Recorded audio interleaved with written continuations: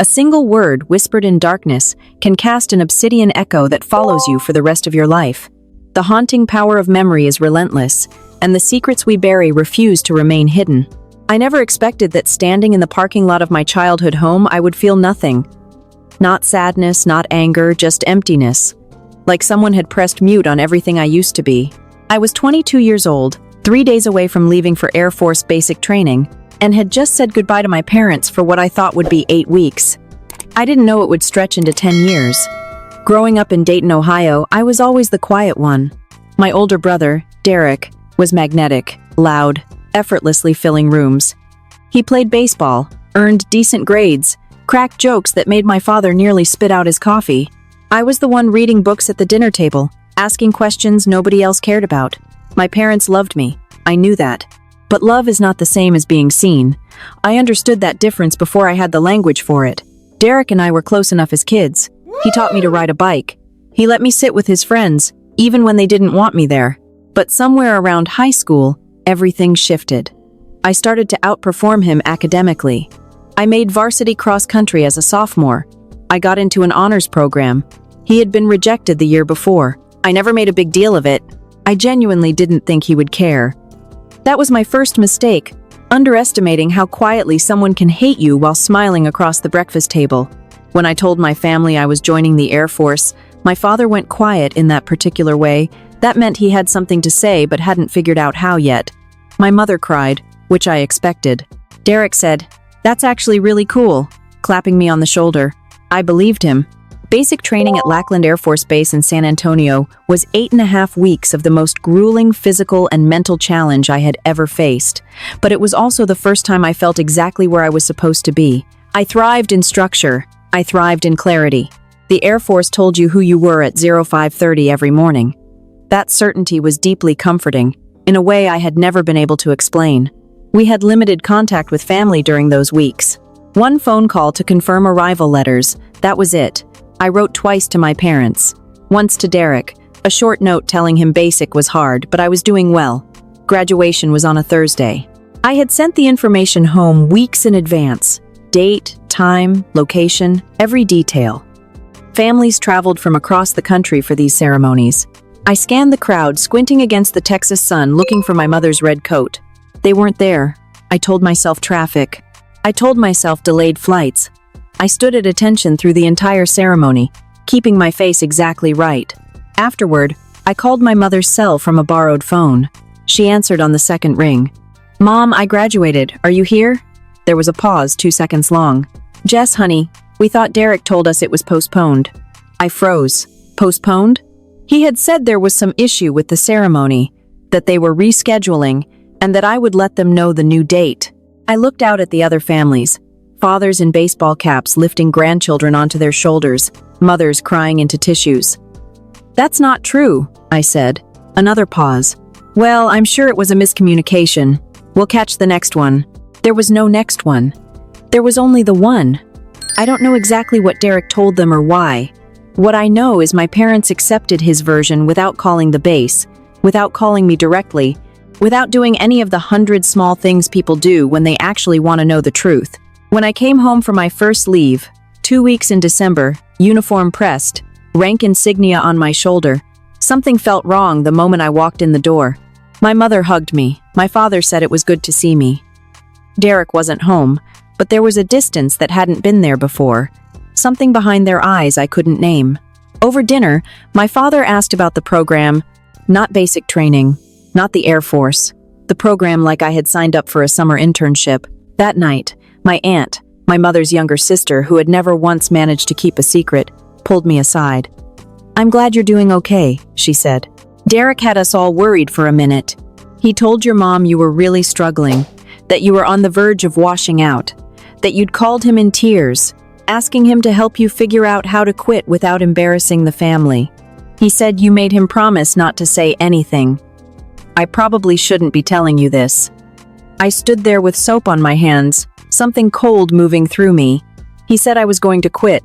He said I had already basically decided, just waiting for a good moment to come home. She looked at my uniform.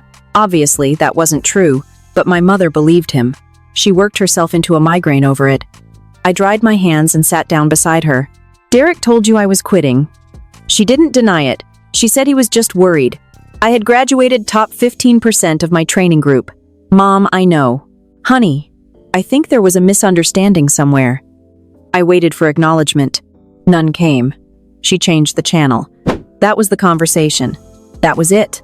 I left at the end of my 2 weeks and made a decision I'm not going to apologize for. I was done explaining myself, not out of spite, but exhaustion. There is a particular tiredness in always having to prove something to people who have already decided what they believe. I kept my address updated with the Air Force. Every form filed correctly. I did not give my parents that address. I want to address something before I go further, because I know what some of you are thinking. You're thinking, why didn't you just call them? Why didn't you show up with your ID and records and make them see? The honest answer is, I tried twice in that first year. I called my mother on her birthday in March. The call was short and strange. At the end, she said Derek had mentioned I was doing better, as if my existence required his commentary to be real. I called again at Thanksgiving. My father answered, warm enough, but asked 3 times if I was sure I liked the Air Force, in a tone that made clear he'd been told I didn't. 40 minutes later, I hung up and realized they weren't speaking to me. They were speaking to the version of me Derek had created. No amount of calling could dismantle that version, because they weren't willing to let it be dismantled. Some people hold on to a story about someone not because it's true, but because changing it would require admitting they were wrong. My parents were people like that. I loved them. I accepted it.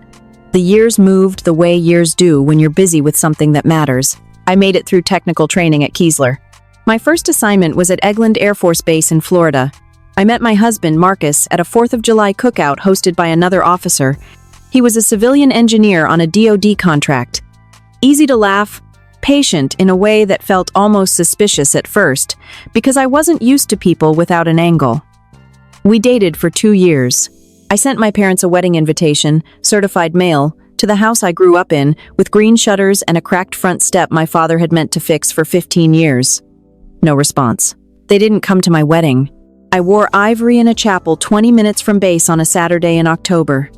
Marcus cried when he saw me walk down the aisle. My maid of honor, a captain I had met during my second assignment, adjusted my veil before I went in, whispering, "You're the best thing I've ever seen." And I believed her. The photos from that day are some of the most beautiful I've ever been in. I look happy in all of them, because I was. Genuinely, fully happy. I was not waiting. I was living. I made staff sergeant. I made technical sergeant. I cross-trained into a specialty I had wanted since my first year. I applied for officer training school, got in. Marcus made dinner the night I found out and opened a bottle of wine we'd been saving. We sat on our back porch in the dark, Florida heat rising from the grass, and I thought, I have built something. Whatever was taken from me, I built something. I was promoted to 2nd lieutenant, then 1st lieutenant, then captain. I sent my parents a birth announcement when our daughter, Nora, was born. A card with her photo, her name, weight, and date. I don't know why I kept doing it. I think I was creating a record, proof for her someday that I had tried. 8 years after I'd stopped calling, I came home not to Dayton, precisely. I was ordered to appear at Wright-Patterson Air Force Base, selected as a recipient of the Meritorious Service Medal. The ceremony was scheduled for a Friday morning in September. Dress blues, full decorations. Marcus would be there, and Nora, who had just turned 4 and recently become extremely opinionated about her shoes.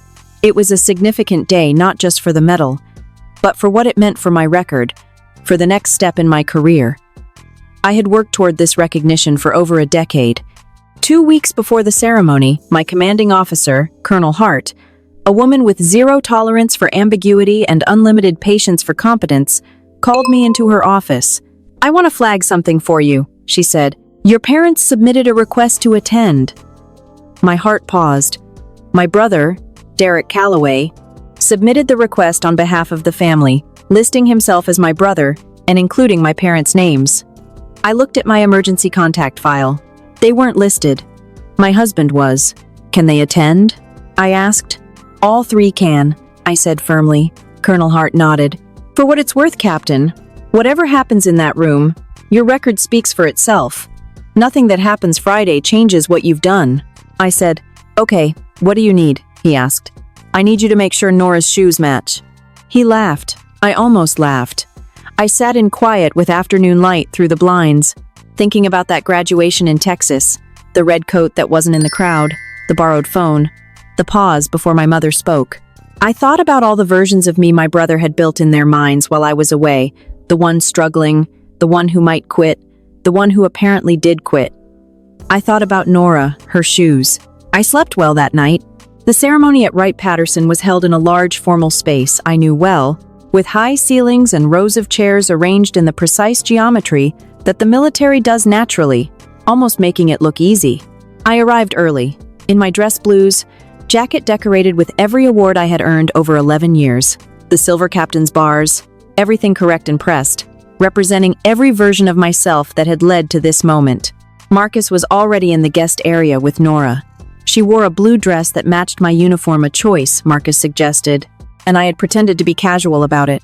He had one hand on her shoulder, pointing things out, the flags, the insignia, and she nodded with the solemn seriousness of a 4-year-old who understood something.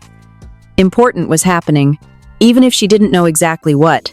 I saw my parents before they saw me.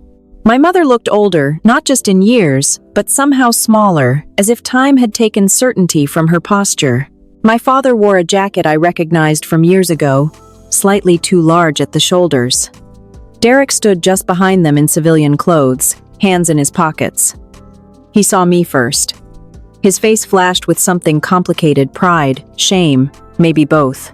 Then my mother turned, following his gaze, and she saw me. The word that comes closest to describing her expression is collapse.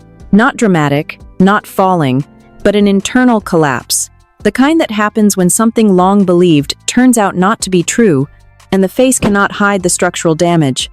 She saw my uniform, my rank, my decorations, years of service made visible. Her hand went to her mouth. My father inhaled sharply, eyes moving between my face and the uniform as if trying to reconcile two truths that shouldn't coexist.